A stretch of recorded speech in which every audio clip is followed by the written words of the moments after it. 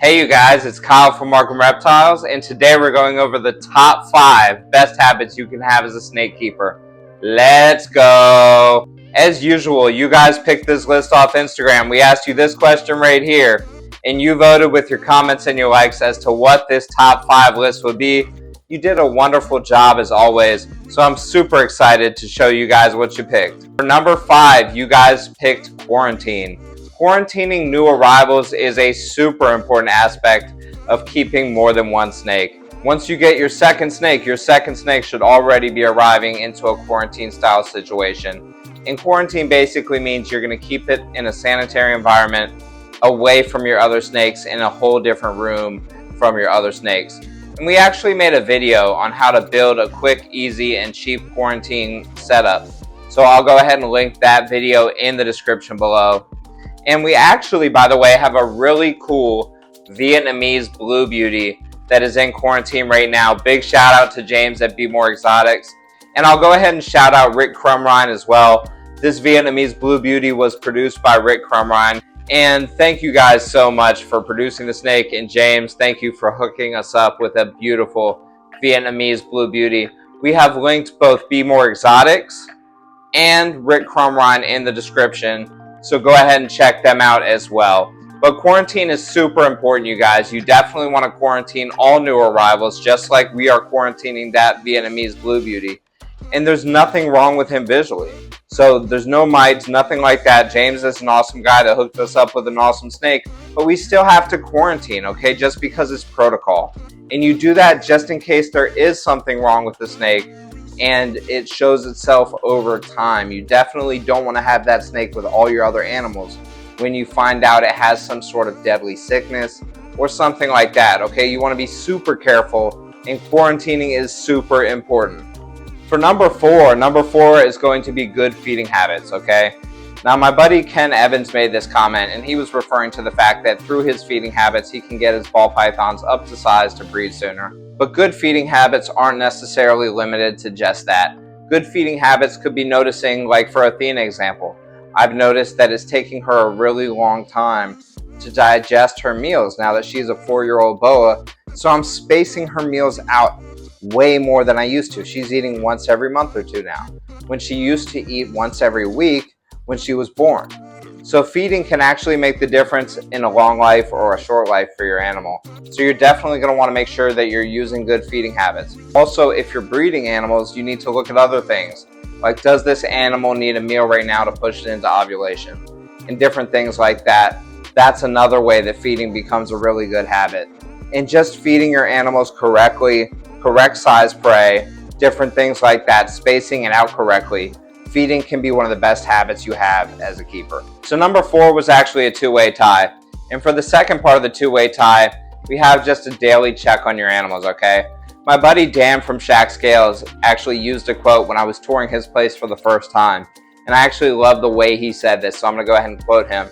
And he said, if you're keeping live animals, the very least you can do is just go look at them every single day. And he's absolutely right.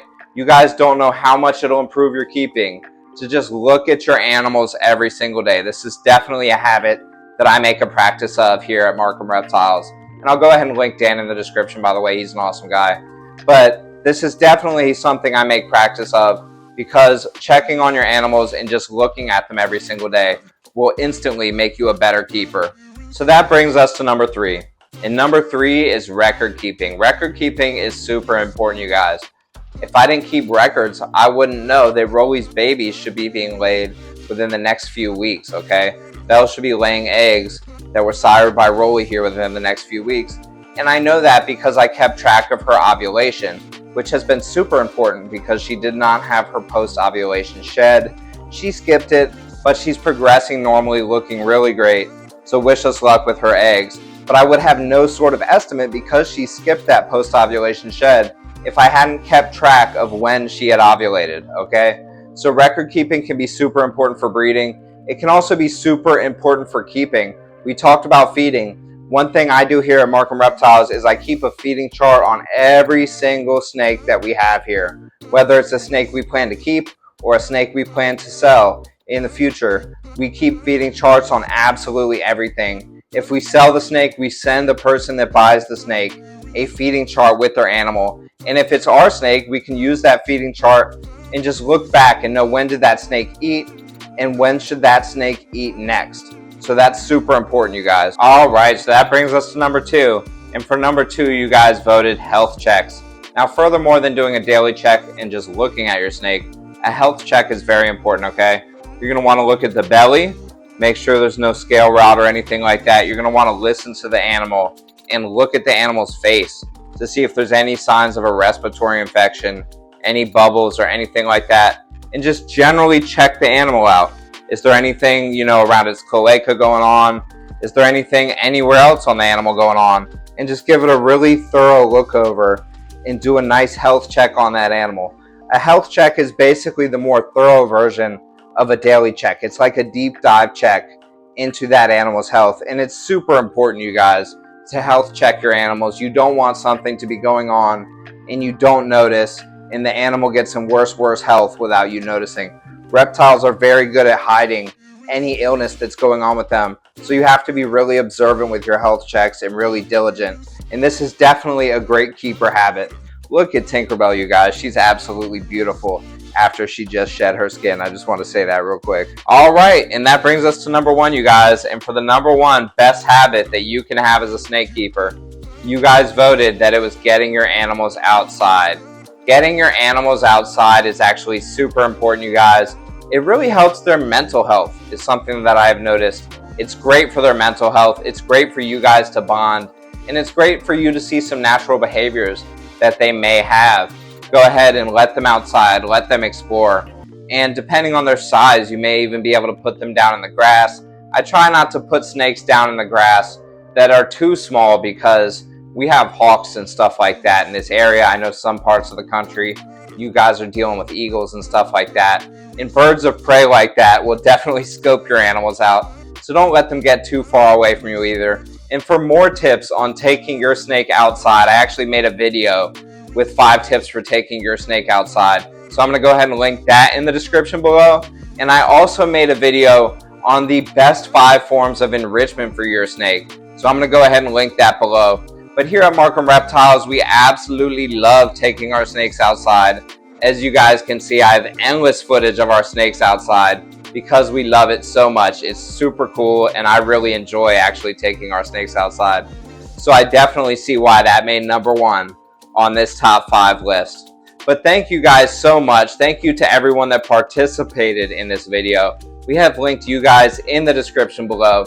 Go ahead and check out our Patreon, you guys. Our Patreon is linked in the description below. The number 1 way to support us is going to be Patreon. So definitely go ahead and check that out. And if you can't financially support us on Patreon, you can join absolutely for free and just support us by being a member. We definitely would appreciate that. If you want to participate in the next top 5 list, go ahead and add us on Instagram. Our Instagram is at Markham Reptiles. That is linked in the description below as well. Check out our partner Reptiles. They're a premium producer of coconut chip, and we have linked them in the description as well. And thank you guys so much for watching this video. Big shout out to you guys. I wish I could link all of you in the description below because you guys are so awesome. You keep us going here at Markham Reptiles.